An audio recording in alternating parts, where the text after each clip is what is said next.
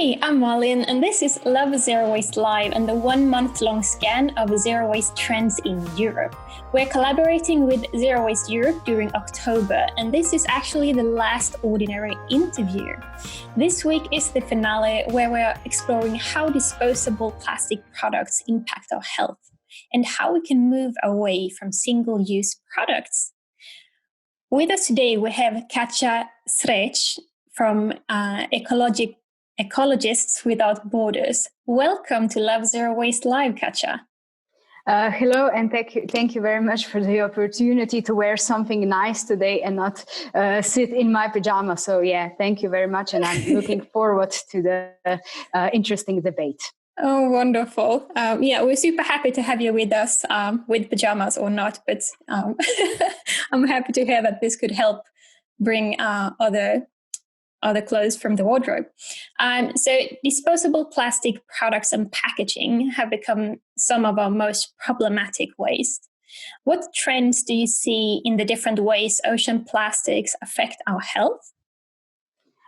We still are not sure yet, so how far the impact goes to our health, but each study reveals something new, shocking, and it shows that we don't have the problem under control. So each study, each research is giving us some new details, and I think there will be some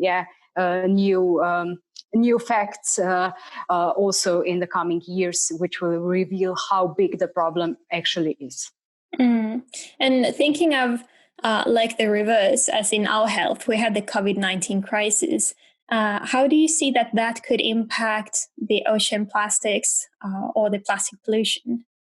It's very obvious. The personal protective equipment is already in our oceans, in our nature. In Slovenia, we also did a brand audit campaign and a cleanup action, and we saw actually quite some of those personal protective equipment for single use. So yeah, it's already impacting our environment.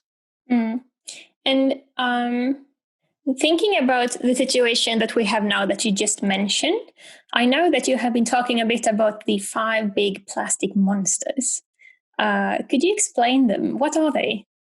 Yes, those are the most obvious plastic packaging things that we are so addicted to, and that are the most visible in our society. Those are, of course, plastic bags, plastic bottles, plastic straws, single-use cups, and plastic food packaging. So those are the 5 big plastic monsters for us in Slovenia, but I think it's the same all over the world. Do you think that will change during the coming years, or? Of course, we can already see this happening right now in this moment, as we already have talked about the masks and other protective equipment. So this is already changing. And as we are adopting this ambitious legislations, those all materials will be banned, prohibited, or at least there will be less of them. So there will come some other plastic problems in the future, I'm sure. And like moving away from single-use plastic products, what are the most common myths that you see that slow down the process? Yeah, of course, the crisis is already slowing down the process, because the plastic industry wants to believe us that the plastic is a secure and the best material for everything, and it will protect us from the virus. But it's, of course, not like that. There we have, of course, other myths like bioplastics will save the world, but it just prolongs our addictions to single use. A lot of people think that recycling is the only way, and that recycling will save the world, but we can see that only 9% of all plastics gets recycled actually. So yeah, people also think that most of the plastics get recycled, which is not true. Recycling is only the exit in, we have to do much more on the prevention side. And also the producers and the governments are telling us that the consumers are to blame, that we are those who are littering, that we want the single-use plastic products. But yeah, it's not always that the case, and the consumers are already changing. And yeah, we have to make a step forward, not only the consumers, but also the producers and the government. Do you see any shift in like the consumer responsibility in this challenge towards producers in Slovenia? Yes, we see more and more zero waste shops, or at least shops that provide some measures. So yeah, those are growing. The numbers are growing. The number of people who are educated are growing. Also, not only smaller shops, also bigger multinational corporations in Slovenia are deciding to go away from single use where they can, or where there is possibility. So yes, we see a step forward, but we have to run a bit faster, if you ask me. So what do you see is left to do? Of course, we have to push for more responsibility, for ambitious local and national policy. We have to demand it as consumers. And of course, climate change is here. It's already happening. So we have to do a lot on preventing waste in general, because, yeah, recycling won't save our problems. It's, of course, important part, but preventing waste, do much more on the reuse side, on repairing things, borrowing things.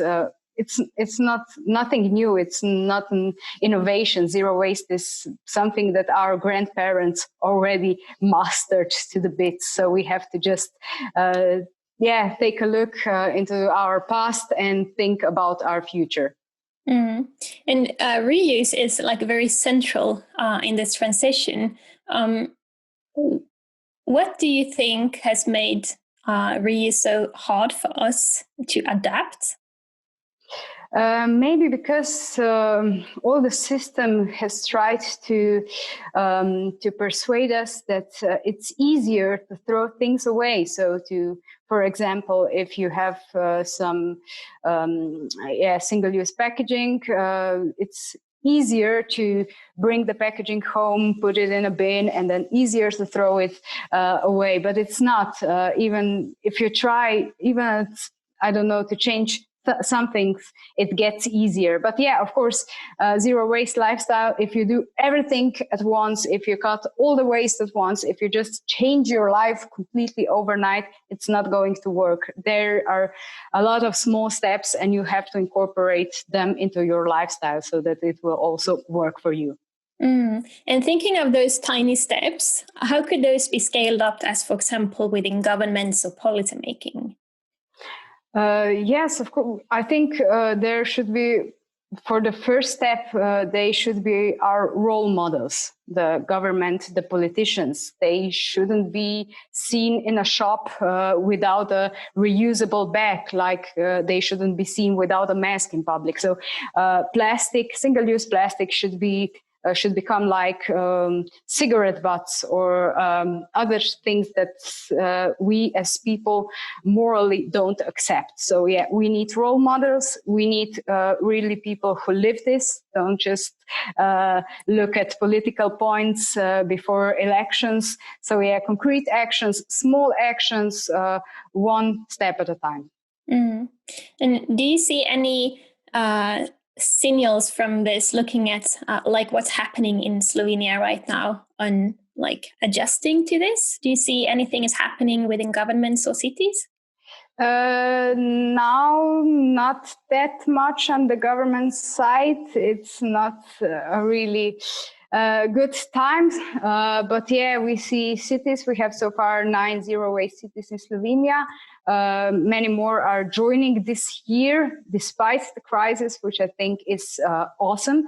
And yes, they are adapting their local policies. They are, just trying to motivate consumers, to motivate also producers and other important part of the municipalities. So yeah, it's going further. We are making progress, but as I said, we have to run.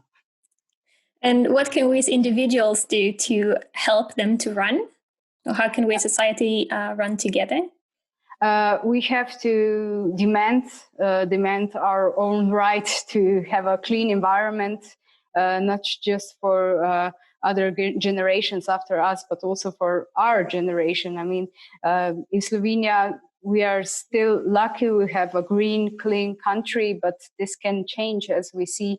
Our lives can change in a month or two. There will come something, and yeah, we will have to adapt to something. So as this crisis shows, we could change, we could adapt. So let's do this now also for the environment, for us and the future generations. Yeah, well, it's so important. But thinking of steps that we can take, like right here, right now, where our listeners or people that are watching this are being located, what could they do? Now it's the perfect time to learn, to watch some interesting informational videos, to listen to your podcasts, to just search on the web what NGOs all over the world are doing, just to learn. Because if we know, if we learn, if we have the data, then we are aware of the problem, and we are thinking about the solution. So this is the first step. Then there are the small steps that we've mentioned. So go to the shopping mall, or even better, to your local food supplier with your own equipment, with your own bags, with your own boxes for food. Try to persuade other shops in your environment to take those steps. Make a brand audit. Go out, clean up trash when you go on a walk. There are a lot of things which we can do, and of course choose to reuse. That's wonderful. Such a beautiful wrap up, Katja. Thank you so much for joining us.